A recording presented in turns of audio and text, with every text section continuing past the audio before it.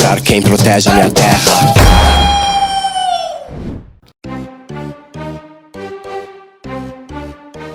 Parasquiué, podcast para a vida.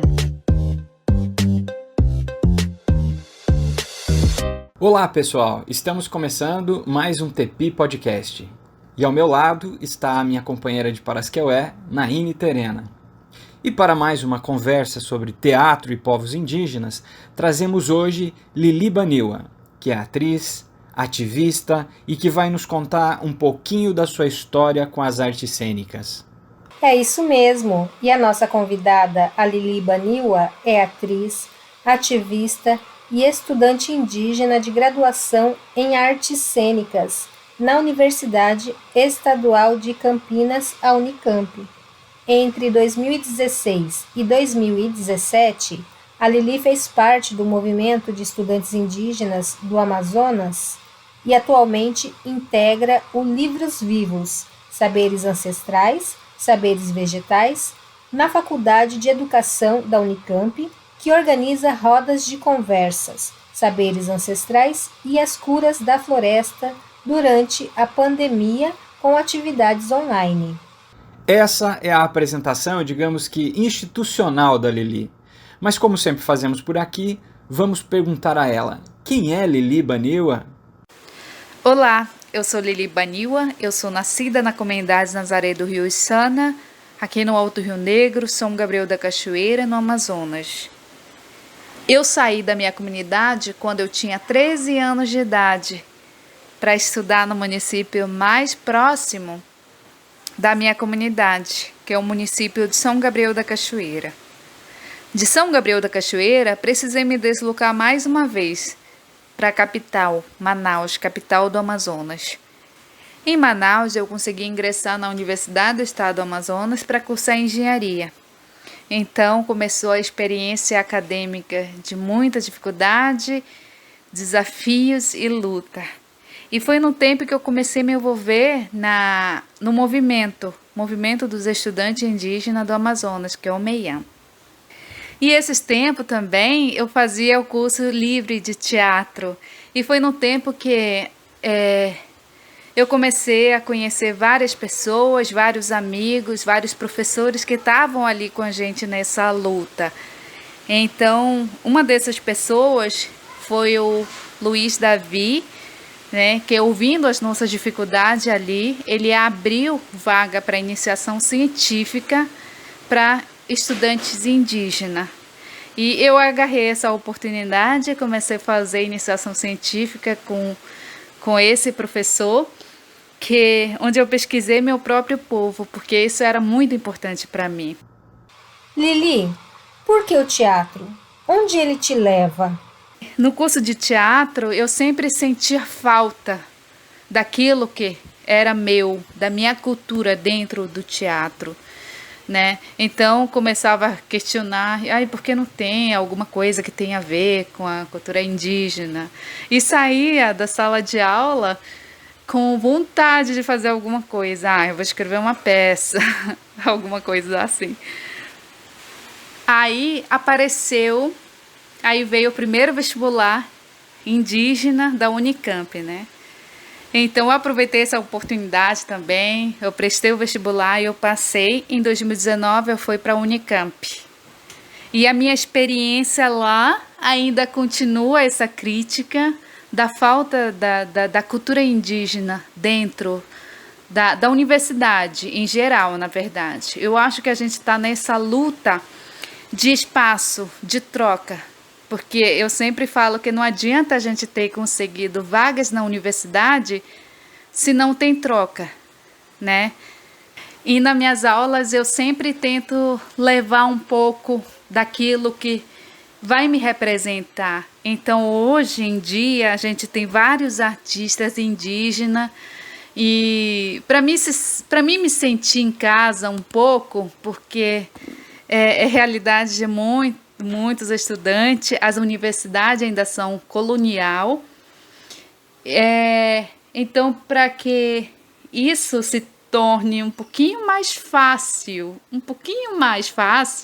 eu sempre tento levar obra de apresentar obra de algum artista indígena, literatura escrita por autores indígenas, porque isso faz a gente sentir incluído lá dentro. E eu acho que esses tempos de pandemia nos trouxe a grande oportunidade. Nesses tempos que começou a pandemia, agora tem um curso, disciplina eletiva, agora tem disciplina eletiva na Unicamp, que fala sobre a cultura indígena, que foi uma disciplina que a gente foi atrás. E eu acho que dessa maneira, eu acho que isso faz parte também da permanência dos estudantes indígenas. Falar sobre a cultura, incluir a cultura indígena lá dentro, para que haja troca de conhecimentos mesmo. Lili, a vida do artista indígena muitas vezes parece uma espécie de teatro invisível que se impõe de modo automático, sem ensaio, sem muita preparação, chocando muito mais pela inconsciência dos atores, pela ideia da realidade como performance permanente, ou seja, a realidade como fluxo, como acontecimento. Essa perspectiva faz com que a própria ideia de arte não seja problematizada como um departamento da realidade, mas como a própria realidade. Essa compreensão, essa sabedoria, implica muito mais em tornar a vida uma obra do que buscar uma obra durante a vida. Você falava que, ao se aproximar do movimento indígena em Manaus há alguns anos, começou a pensar em produzir peças de teatro e participar ativamente das artes cênicas de maneira visível.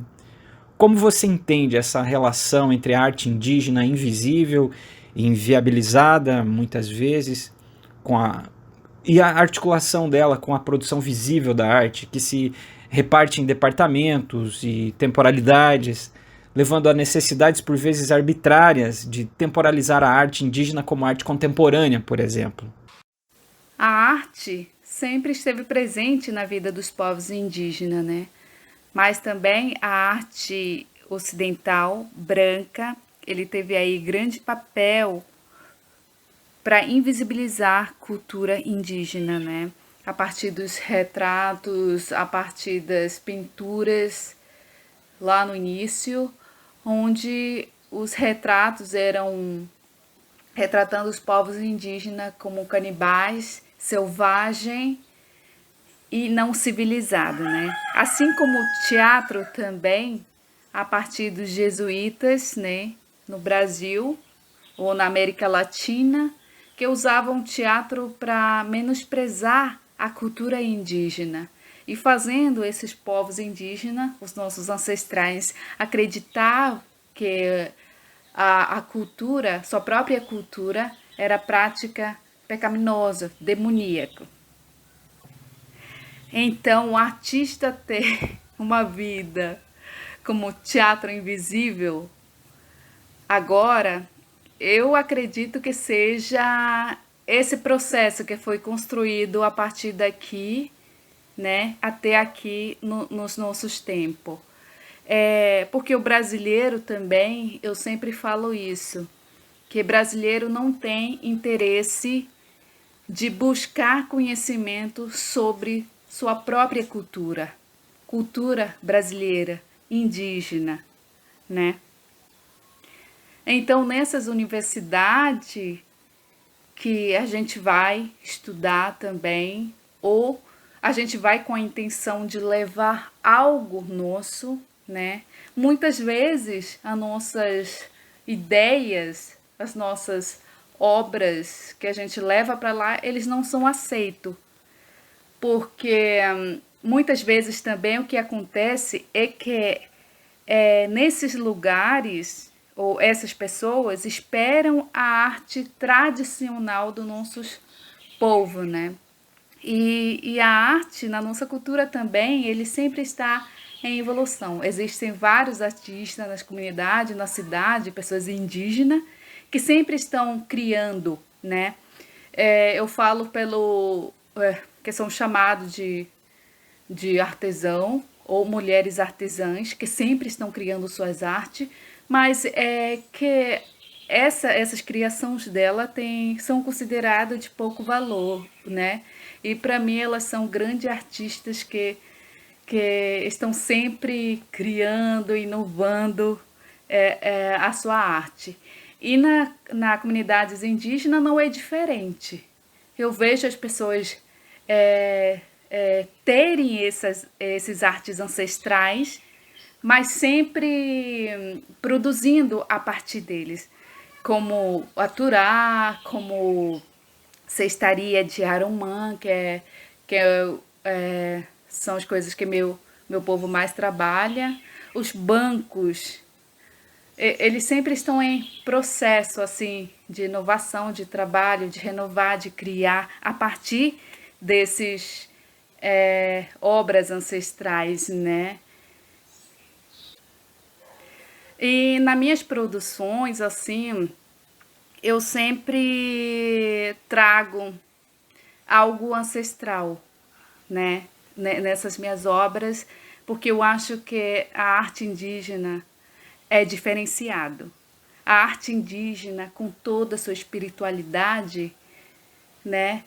Ele vem para corrigir esse erro ancestrais, né? Que é uma arte que quer te envolver na obra.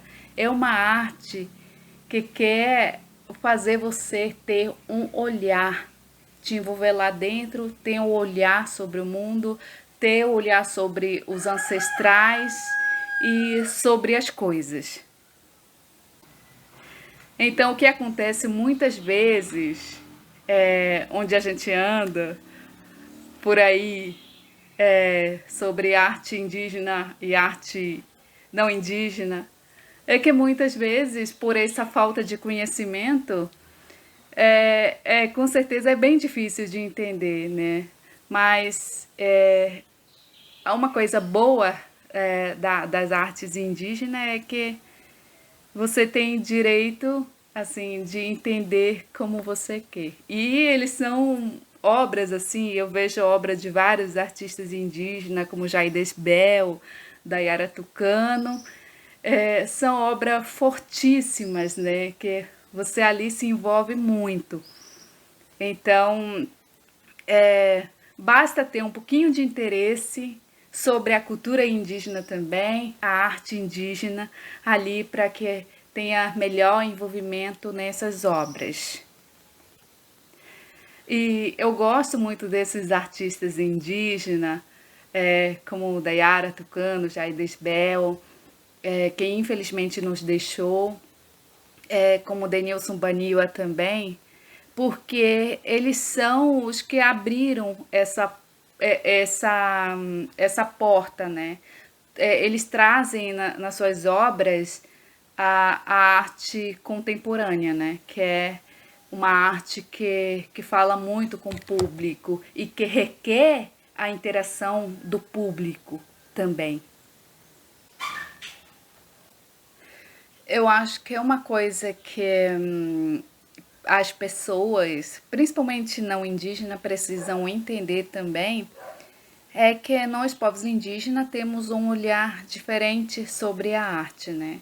Então, para mim, existem as artes ancestrais e que, a partir dessas artes, que são arte, que não são arte comum, são arte sagrado para a gente, que fazem parte da nossa vida, do sagrado, né? E a partir dessas artes, e a gente vai recriando também, né? E essas nossas artes contemporâneas, eles são arte que tem uma interação com a ancestralidade, né? E de ancestralidade com esse mundo atual e com os povos que vão contemplar as obras. Gostaríamos de saber agora de você sobre as ferramentas de vida, de existência, que você traz consigo desde o lugar onde nasceu e que continuam sendo importantes na tua trajetória. Costumamos chamar de parasqueué, tanto esses equipamentos, que são os modos de viver, quanto a própria mochila em que você os carrega. Enfim, o que você carrega na tua mochila, no teu paneiro, como diz o Denilson Baniwa? trago na minha mochila, no meu aturá, no meu paneiro, muita vivência, muito conhecimentos adquirido na minha família, na minha comunidade, na vivência na roça, né? Eu acho que isso é importante. Vivência na canoa. A canoa, ele é uma das coisas que eu mais guardo, né? Que a canoa, eu acho que é um lugar que você aprende mais. Você aprende mais sobre as histórias ancestrais, quando sai da comunidade para ir para outro lugar, para ir para a roça, para ir para acampamento, né? É um lugar que as pessoas que sabem vão te contar mais histórias. Esse é um lugar que eu mais guardo, eu gosto, ainda faço quando eu posso, eu vou para a minha comunidade fazer essa experiência e vivência de novo. E cada lugar dessas vivências é um conhecimento. Eu vejo o mundo como uma mapa de saberes, porque para nós indígenas, cada lugar que você vai tem uma história, cada pedra tem uma história, cada rio, igarapé, tem uma história, árvores têm história. Então, por isso que é uma coisa que eu levo e que eu ando procurando. Para cada lugar assim do Brasil que eu vou, para a cidade, eu sempre tento procurar algo que seja memória daquele lugar, história daquele lugar. Então eu sempre estou em busca de memória ancestrais nos lugares, na cidade, porque Brasil é uma terra indígena. Então, cada parte do Brasil tem uma história, tem uma memória, tem uma história ancestral. Nós vamos agradecer a sua disponibilidade, porque sabemos que você está distante de nós, com algumas dificuldades de conexão, uma realidade muito presente na nossa vida indígena, principalmente quando estamos em trânsito. Então, nós gostaríamos de ouvir suas considerações finais. Tem algo que você gostaria de dizer aos nossos ouvintes? E eu gostaria de agradecer para as Kiwe por essa oportunidade de partilhar minha experiência com todos aqui. Agradecer Naine, Andréa Duarte, por essa grande ferramenta que estão criando, TEPI. Eu acho que isso é reverter a situação que foi o Brasil, de que foi a arte no Brasil, né? Trazendo esses conhecimentos para o Brasil inteiro, para outros países. E eu acho que isso é apenas o começo, que vai ser grande, que vai trazer as riquezas da cultura brasileira. Obrigado, Lili. Obrigado, Naine Terena, e a todos vocês que nos escutam, e até o próximo episódio. Parasquiué, podcast para a vida.